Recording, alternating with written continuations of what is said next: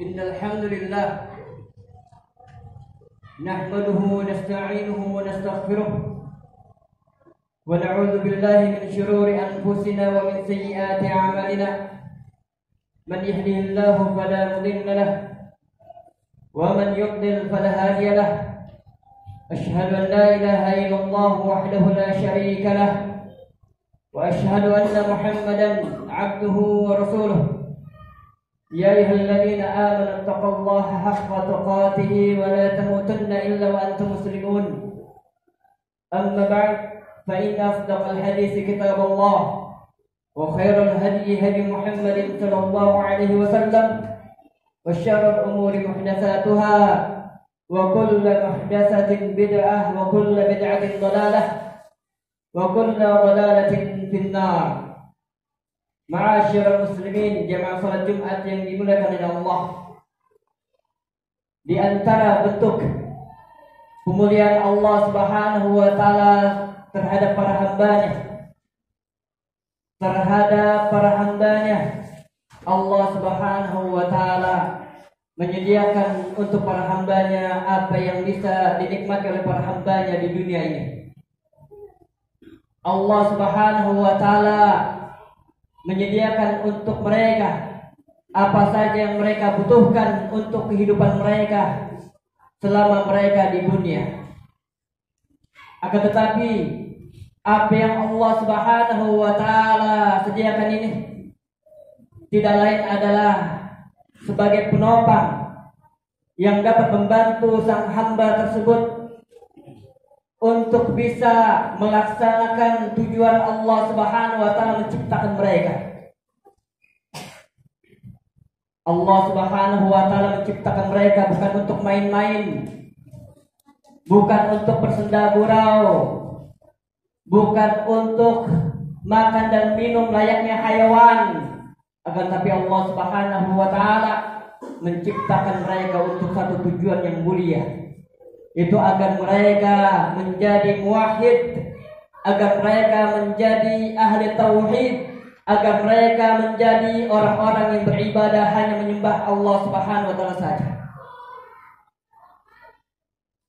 Maka Allah Subhanahu wa taala menyediakan untuk mereka apa saja yang mereka butuhkan dalam rangka membantu para hamba untuk bisa terlaksananya tujuan Allah Subhanahu wa taala yang maha mulia.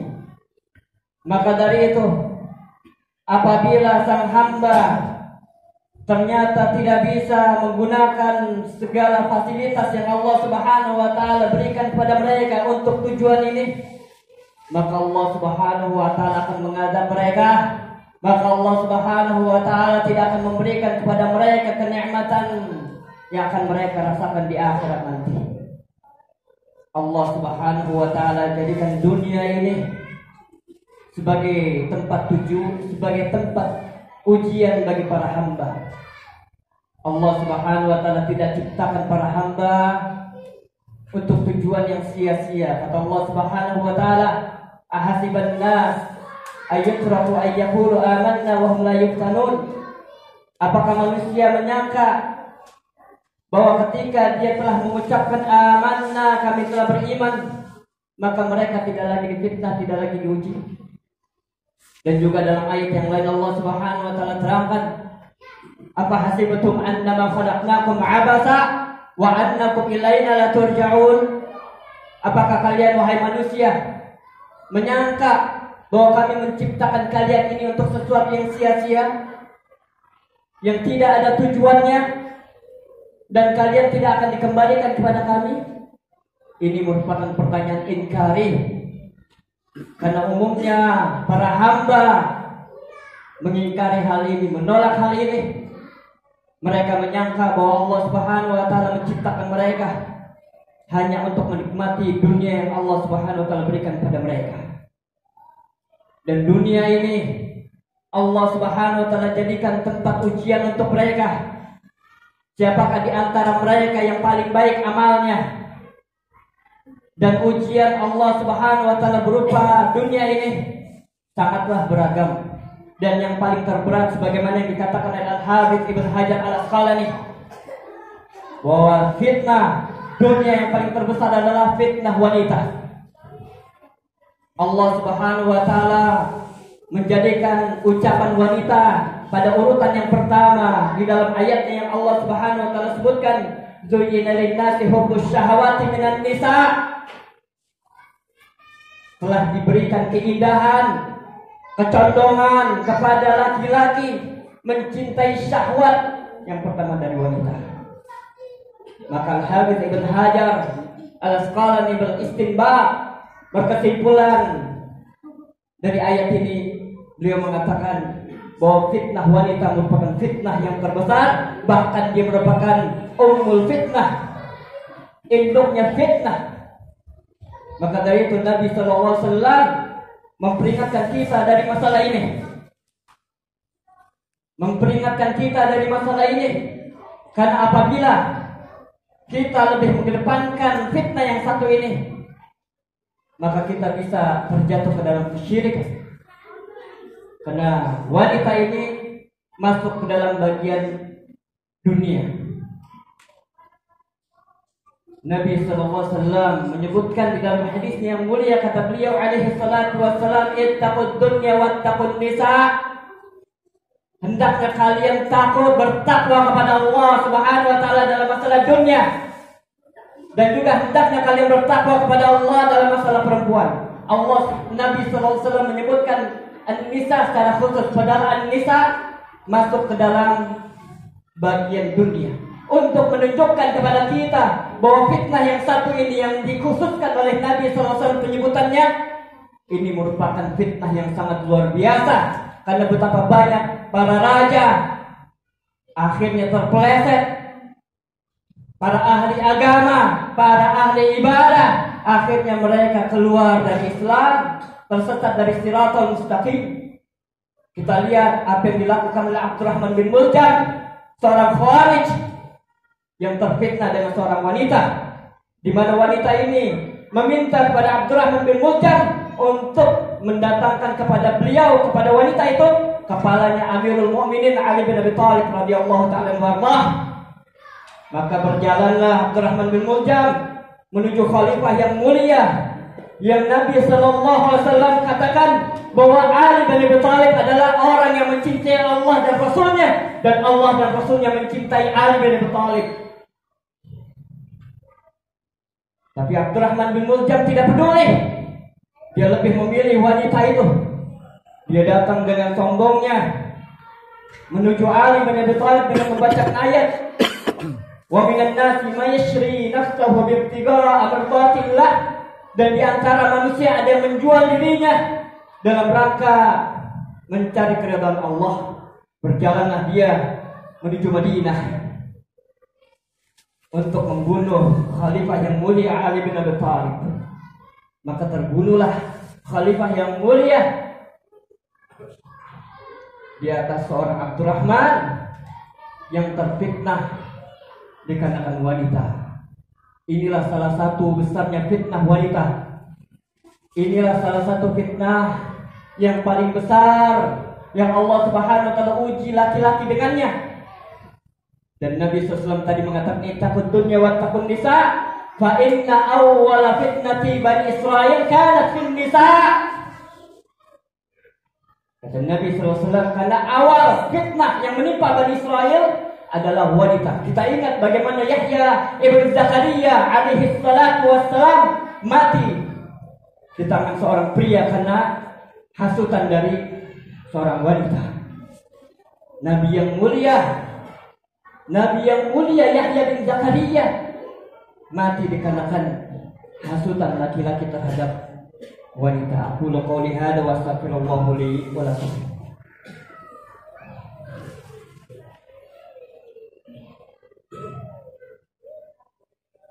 Alhamdulillah hamdan katsiran thayyiban mubarakan fihi kama yuhibbu rabbuna wa yarda. Wa sallallahu wa sallamuhu ala nabiyyina Muhammadin wa ala alihi wa ashabihi wa man tabi'ahum bi ihsanin ila yaumil din. Sebagaimana yang tadi telah diterangkan bahwa orang-orang Yahudi Bani Israel awal fitnah mereka adalah karena wanita. Maka dari itu kaum kufar, baik dari kalangan Nasrani, baik dari kalangan Yahudi, mereka menggunakan makhluk yang satu ini di dalam menyesatkan kaum muslimin. Di samping juga karena mereka tidak akan pernah rela kepada kaum muslimin abadan selama-lamanya. Sebagaimana yang Allah Subhanahu wa taala terangkan di dalam Al-Qur'an, "Walan tarda 'ankal yahud walan nasara hatta tattabi'a millatahum." Kata Allah Subhanahu wa taala, "Walan tarda", Allah Subhanahu wa taala menggunakan lan lil istiqlal wal istimrar, bahwa kebencian mereka terhadap kaum muslimin istimrar, terus-menerus. Walan tarda, enggak akan pernah rela al-yahud wan nasara, orang-orang Yahudi dan Nasara, hatta tattabi'a millatahum, sampai engkau wahai Muhammad mengikuti millah mereka. Maka dari itu mereka berpikir siang dan malam, mereka mencurahkan tenaga mereka untuk menyesatkan kaum muslimin, untuk membawa kaum muslimin sama seperti mereka. Dan salah satu alat yang dipakai adalah wanita. Maka mereka pun mulai menyuarakan agar wanita-wanita itu hendaknya dikeluarkan oleh suami-suami mereka, hendaknya dikeluarkan oleh ayah-ayah mereka, hendaknya dikeluarkan oleh kakak-kakak mereka, oleh suami mereka, oleh kakak mereka, hendaknya dikeluarkan. Padahal Allah Subhanahu wa taala telah memerintahkan untuk wanita untuk berdiam diri di rumah, dan inilah tempat asal mereka. Allah Subhanahu wa taala katakan, "Wa qarna fi buyutikunna wa la tabarrujna tabarrujal jahiliyyati ula." Kata Allah Subhanahu wa taala, qarna, perintah, al-aslu fil amr lil wujub, sebagaimana yang dikatakan oleh ahlul usul. Hukum asal dari sebuah perintah adalah wajib. Kata Allah, "Wa qarna fi buyutikunna", hendaknya kalian wahai para wanita tinggal di tempat-tempat kalian. Wa la tabarrujna tabarrujal jahiliyyati ula, dan janganlah kalian berhias sebagaimana orang-orang jahiliyah yang pertama. Maka orang-orang Yahudi Nasara menyuarakan agar wanita itu dikeluarkan, bagaimanapun caranya, lewat manapun caranya, agar kaum muslimin yang laki-lakinya terfitnah. Karena apabila laki-laki kaum muslimin terfitnah, maka tidak ada lagi izzah pada diri mereka. Tidak ada lagi kehormatan, kemuliaan pada diri mereka. Karena mereka telah terjatuh ke dalam perkara yang sangat besar. Sedangkan Nabi SAW mengatakan, "Al-mar'atu auratun", yang namanya wanita itu aurat.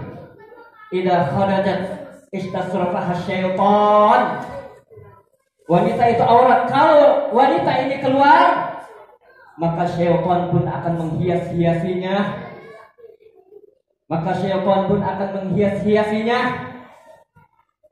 Sehingga laki-laki banyak yang terfitnah dengannya.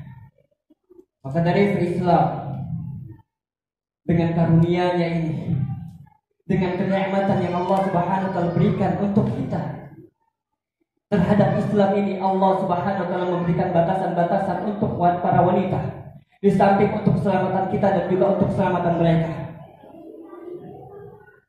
Maka dari itu wahai muslimun, bertakwalah kalian tentang masalah ini. Bertakwalah kalian terhadap istri-istri antum. Bertakwalah kalian terhadap adik-adik antum.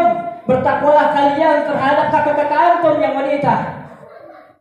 Suruh mereka untuk senantiasa berdiam diri di rumah. Dan kalaupun keluar rumah, maka hendaknya dia menggunakan jilbabnya, hendaknya dia mengenakan jilbabnya yang menutupi tubuh mereka. Dan janganlah dibuat pernak-pernik dan seterusnya. Dan beritahukanlah kepada wanita-wanita kita agar mereka jangan memakai parfum ketika mereka keluar rumah. Karena Nabi SAW mengatakan, "Ayyuman ra'atun tatayyabut thumma marat 'ala qaumin liyajidu rihaha falyazaniyah." Kata Nabi yang mulia alaihi salatu wassalam, perempuan mana saja yang dia pakai minyak wangi di luar, lalu dia melewati suatu kaum, suatu tempat nongkrongnya laki-laki, agar laki-laki itu bisa mencium baunya, maka wanita itu adalah pezina. Maka wanita itu adalah pezina. Demikianlah yang Nabi SAW kabarkan. Maka hendaknya kita bertakwa kepada Allah Subhanahu wa taala terhadap wanita-wanita kita. Apakah istri kita, apakah orang tua kita, apakah adik kita. Hendaknya kita bertakwa kepada mereka. Hendaknya kita bertakwa kepada Allah Subhanahu wa taala terhadap mereka. Jangan sampai kita menjadi orang yang Nabi sallallahu alaihi wasallam kabarkan bahwa nanti di akhirat ada orang yang tidak Allah Subhanahu wa taala ajak bicara, dan Allah Subhanahu wa taala tidak akan pandang dia selama-lamanya. Salah satunya adalah ad-dayyus.